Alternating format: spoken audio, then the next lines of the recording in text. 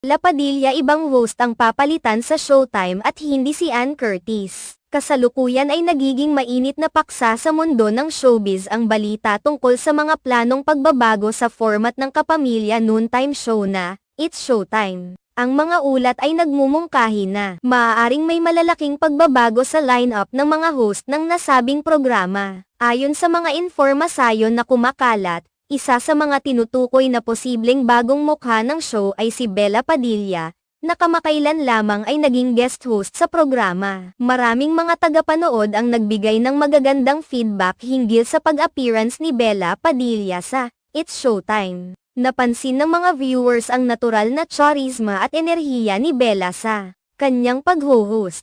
Ang kanyang presensya sa show ay tila nagdala ng bagong sigla sa programa, na naging sanhi ng pag-iisip ng management kung bakit hindi siya gawing regular na bahagi ng show. Ang kanyang